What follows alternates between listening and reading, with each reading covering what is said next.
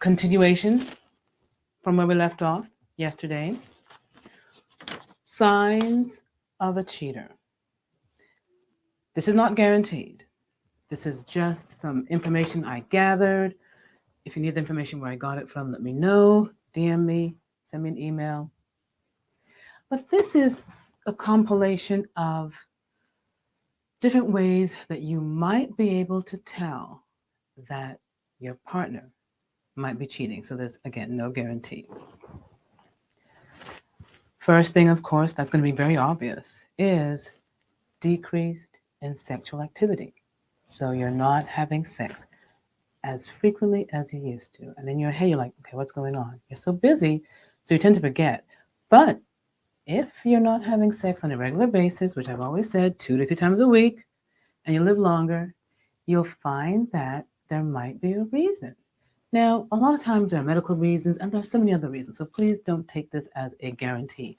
Again, this is information only. This is not medical advice. This is just my opinion on information that I gathered. And I'm giving it to you because I want you to know that if you're in a situation where some of these things, these signs are showing in your relationship, you want to pay attention, ask, sit down, have that great conversation with your partner and see whether you can find out what's going on. And it might be something else completely, but these are the things you got to watch out for. I remember one of my girlfriends, I spoke with her and I had this big conversation with her because I had always wanted to know if she found my partner with someone else, would she tell me? And she said emphatically no. I was furious because I really felt as a friend she should let me know, because I told her I would let you know. But now, fast forward many, many years, I understand why she would not want to tell me, because again, it is such a complicated conversation and situation, because each person's relationship is so unique. So you don't know whether you're going to step in, make it worse, make it better, whether they know, don't know. You just don't want to get into the middle of it, right? So just remember that, yeah, sexual activity can be going on somewhere else. You come home, you're not getting it as much as you used to. So that can be a sign. Decreased communication. If you are not talking like you used to about all sorts of random things, you're just not having those conversations you used to have, and you used to have fun with those conversations for hours and hours and hours. But now the conversation, the communication is down. And you'll find that even when you are, you know, at home, sometimes you get a call, a text, you're not getting that anymore. And sometimes, he is not talking about, he or she, forgive me, he or she, or they are not talking about what's going on, when they're outside, when they're at work, when they're at a game, when they're with their friends, they're not talking anymore like they used to. So decreased communication round the board, right? So you just don't get that information from him that you used to get from him. So take that as a maybe sign and just have that conversation, find out what's going on, why you're not talking more. If you notice that your partner has lost interest in you and what you're doing on a daily, right? So when you're going about doing your daily thing, going to the market, for groceries, going to get something for the kids, whatever, you're doing something. Normally they want to know where you are. If there's a decrease in interest where you are, you really want to find out why he's not paying attention to you, right? So that loss of interest in you, what you're doing, and what your life is all about. For example, regarding the children, regarding work, your work, he's not asking you, she's not asking you what's going on at work. The question now is there somebody else involved? Again, not guaranteed that there is a cheating thing going on, but there might be something going on. And it might be something else, again, something medical, something non-medical, something personal, who knows? But just know that these are things you should watch out for, because you want to make sure that you are attuned, aware, awake, on your toes, so that if you notice anything that's out of the ordinary, like these few signs, you'll be able to know what to do with it, right? You'll just make that move, get in there, find out, baby, what's going on, right? Their own daily routine has changed. Their own daily chores and daily habits are different. So you'll be wondering, what's going on? They're not doing what they used to do. Maybe they would get up and shower first thing in the morning. Now they're showering later on at night when they come home. So things like that. Uh, they go to the barber shop on a certain day of the week. Now they're going more days a week, or, they're just doing things that are not the usual, right? They're not coming home on time. Things have changed. Watch out for that sign. They're more attentive to their looks. They are more aware of whether they need a lineup, their outfit, whether it's on point. They're more aware of their nails. They're more aware of their hair. So if you see someone a little bit paying more attention to themselves, you start to wonder, what's going on? Because they're not spending time with you, right? Again, there could be a combination of these signs. But if they're not spending time with you, in addition to them looking good, and they're not coming, towards you and saying, baby, do I look good? Let's go out, asking you out. It is a sign that you got to watch out, because that person might be doing something. Again, I'm just talking about possibly cheating. So you want to investigate and find out by talking and communicating with your partner to find out what's going on, again, in that direction. They are also more critical of you. You'll find them criticizing you for little things that they never used to do before. So if they're criticizing you, they're critiquing you, and they're trying to figure out, you know, things that are irrational. It's like, they didn't bother you before. Why does it bother you now? You really want to make sure that they know that it is bothering you and that they should stop. And if they cannot give you a reason why, be suspicious, wonder, something else going on outside these four walls, what's going on? And have that conversation. What if he's more or she's more distant, right? They're more distant, they're not involved, they're not asking questions, they're not, sitting down helping you do things, more chores, homework if you're in school. If you're at, a game with the children, they're not making efforts to come and join you at the game or pick up the children, or just, pick you up from wherever you are. Baby, can I come meet you somewhere for drinks? Something like that. They're more distant. They're not caring about what you do. That could be an issue. They're not asking you out. They used to ask you out. We used to go out on dates all the time. Now it's not happening. That could be a pointer. Very secretive, right? Especially with their phones. Oh my goodness. They don't want you to go near their phone, right? Find out why they're so secretive. They're not opening up with you anymore. You really want to be able to have, an open relationship with your partner, and be honest, right? Be vulnerable. If you're not getting that from your partner, there should be a question mark there. They're unreachable. You're calling them in the morning, you're calling them in the afternoon, you call them in the evening, they're not responding. Or they respond hours later. Or they say they forgot, or they lost their phone, or their text didn't go through, that they tried to reply. There's so many reasons and excuses they can give you, but you really want to know why they are changing their habits that they used to have, or they used to respond to you. What if they get one or two more credit cards, or three or four more credit cards? That's unusual, right? Ask why he's getting those credit cards, or she's getting those credit cards, or they're getting those credit cards. They didn't tell you about it, right? That's unusual. Heads up, something might be going on. Again, I'm not saying they're cheating. I'm saying it is a warning sign that something's changing in the relationship. Ask. Don't be scared to ask. Be forward. Don't take um, the defensive, position. Try not to be too aggressive. Just be open and say, babe, you notice that there are more cards on the bank account, or you notice that he's flashing more cards, or someone's told you that he's got using some cards, right? You've got to really sort of, be honest and straightforward and say, what's going on? Is someone else involved in this? Why are we getting, more cards, right? Or he's going to say, or she's going to say it's for their own this or that, a car or for clothes. You just want to make sure that you find out why there's an extra few credit cards or cards around. They are giving more gifts to you than usual. So, more gifts? Baby, another gift? You gave me one last week. Or they stop giving you gifts whatsoever, right? That they used to give you gifts. Again, a change in habit, right? Change in their daily routine, or their weekly routine, or their monthly routine, whatever it is, they stop doing it.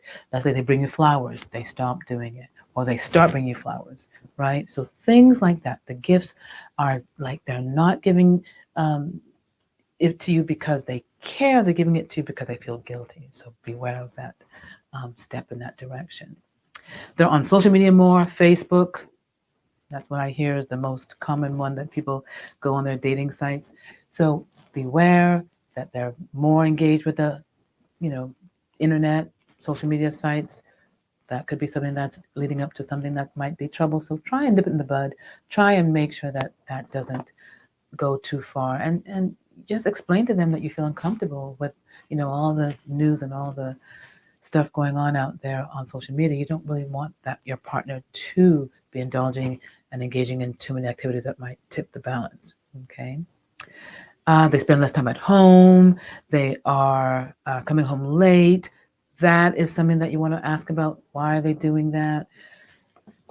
They have new hobbies that they're doing, and they're not inviting you out to go with those hobbies with them. So he doesn't do it with you. He's doing it without you. He's playing golf, and he's not even asking to play golf. Or they're going to watch movies with friends, and you're not invited. Definitely get involved with that. Ask what's going on.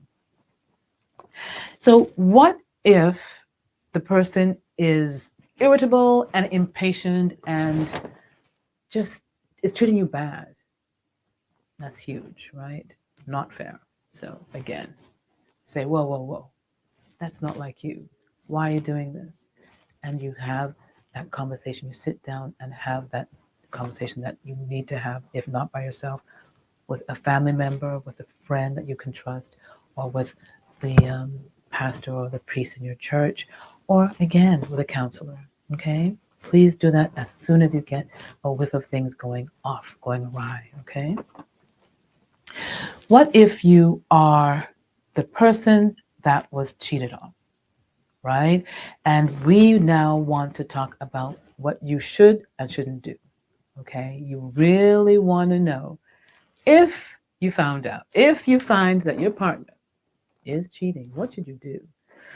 That's a tough one, but I really, really want you to understand you're not alone. You cannot think that this is only happening to you. It's happening all over the world. And some people accept it and some people don't. Are you the person that's going to accept it? Then that's okay. You can accept it. I think there are many situations where people do accept it, and that's because their situation. Now, as long as you're not being abused, as long as you're not in any danger, I will respect it, and I think everyone has to accept it because you are there for a reason and only you know. So that is your prerogative. Do not feel guilty as long as you're safe, as long as no danger is around you when you're doing that, okay? So let's say you found out. Some people will just ignore it, right? Think of our mothers and our aunts and our family members going way back. They really knew and they didn't do anything about it. Now, I know we're different, we're more educated now, but we have to make those decisions. Are we going to do anything about it or not? And I always say, he has to, or she has to, or they have to be worth it. They cannot just be doing that to you continuously and you accept it. All right. You're not accepting that because you have a low self esteem.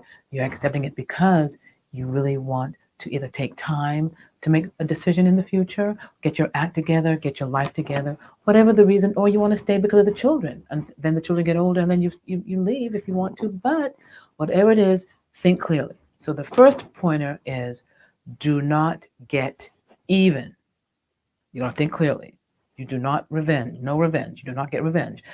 If you do, you're going to hurt yourself in the long run. I'm telling you, do not get revenge. That's the first thing we want to do. We want to get even. We want to hurt him back, hurt her back, hurt them back. Don't. Because you're acting in anger and you're not able to think rationally. Okay, we're going to make sure that the emotion comes down so we can make a game plan. So do not get even. Don't go ruin the car, cut up its clothes, call the job. No, it's just too negative and it's going to come back and bite you. Okay, so remember what you give out comes back, right? Karma. So just make sure that you are in a good level and a good point. When I say level, up, not down, right? You don't go low, you stay up. Whatever you have to do that, again, whether counseling, prescription, herbs, supplements, whatever it is, exercise, Get that motion back where you're feeling good and don't let that person take you down. Okay? So don't get even because you're going to also make that person sort of happy, right? And I really do believe that some people will do this intentionally and enjoy seeing you squirm and enjoy the pain. So be careful. Do not show that at all because they're going to love this. Okay, so you're not going to show any anger or you're not going to show any revenge because you're going to sort of like be like, okay, this is what I'm going to do, and I'm going to walk away with my pride, right? Uh, you can't heal. It's going to delay your healing. Um, and you also can't move on. So if you're trying to walk away, do not hit back. Do not do the same thing back to them, or don't do anything back to them. Just silently, respectfully, quietly make that move and move on. Another thing is don't fall apart because some people fall apart, right? They just lose who they are. And I understand, we all understand. It is a horrible thing to go through, but you don't want to fall apart. Instead, go with loved ones. Find your family, find your friends, crash with them, stay with them, talk with them, get counselor, get doctor help, whatever you need. Do not play the victim. Don't be boo hoo. I'm just devastated. I just don't know what to do with my life anymore. Don't get depressed. Don't become suicidal. No, you need to get help.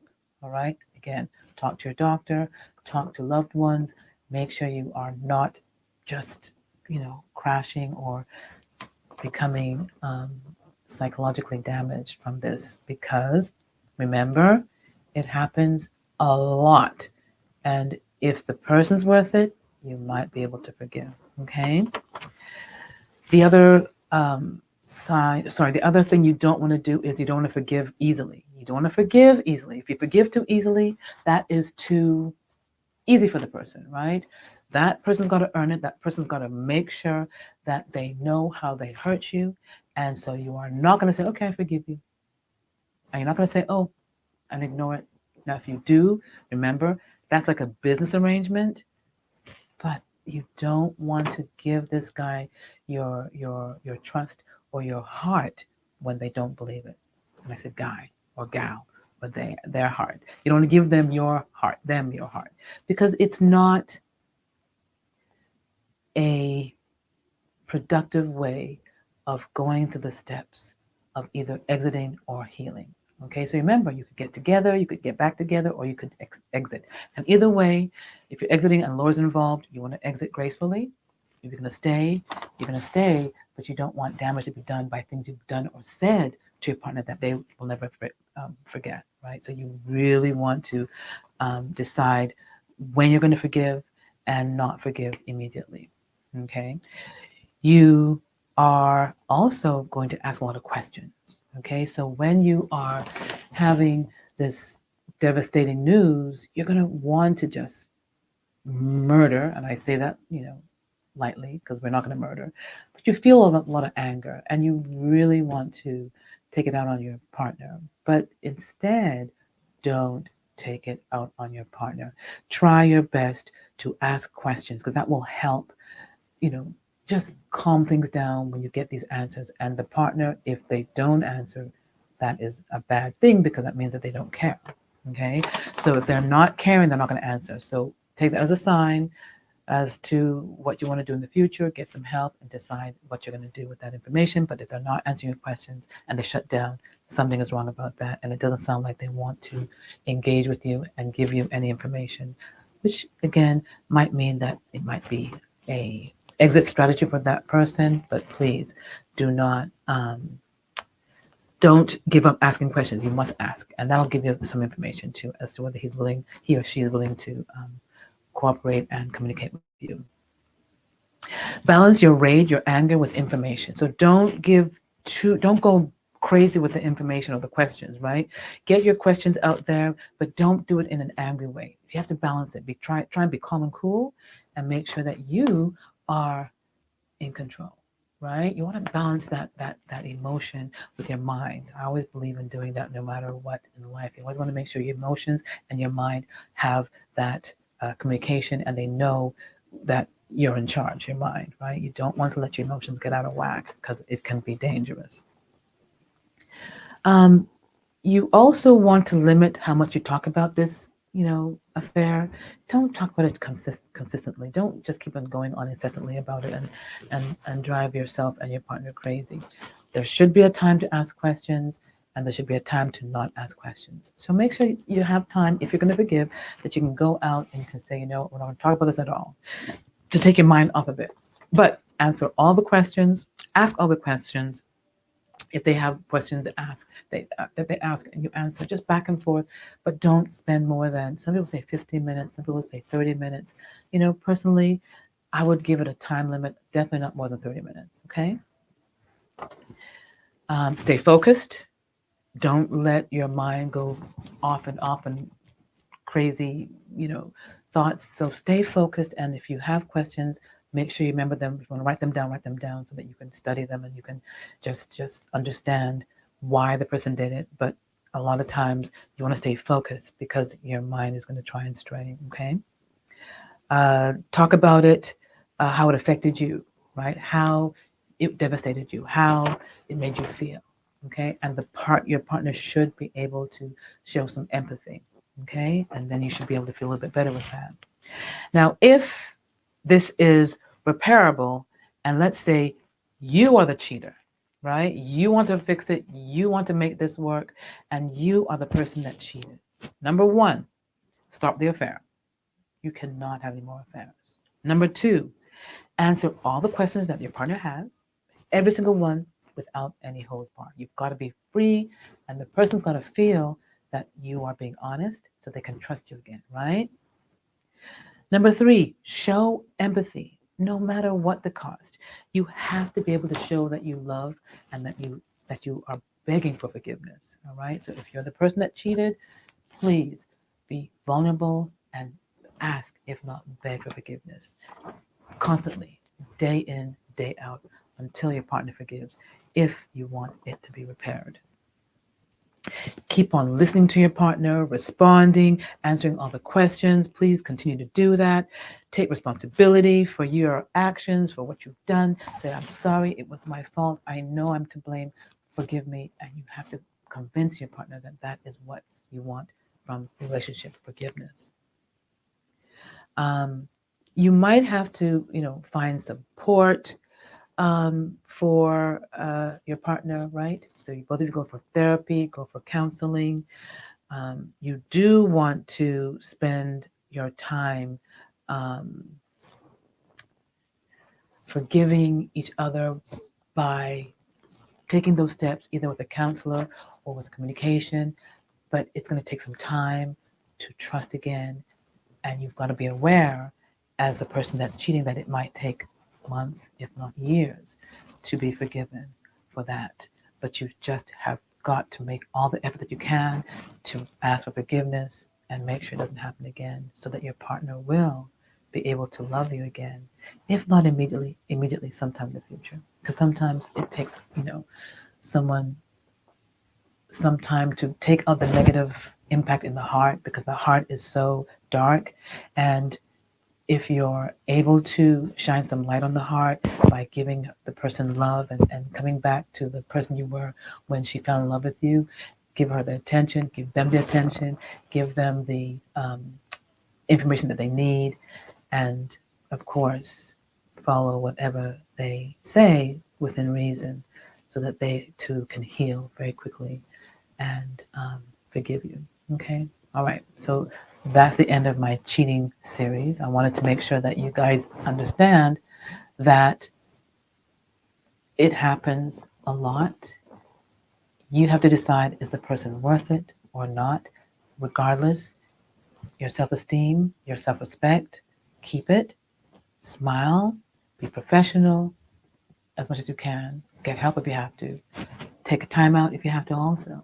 Take the kids to your mother's house, take a break, go on vacation somewhere, check into a hotel overnight for the weekend, right? Just do something to distract you and cry. It's okay to cry. Crying is crucial. Bawling and even screaming, and even go to the gym and hit the whatever you got to hit, right?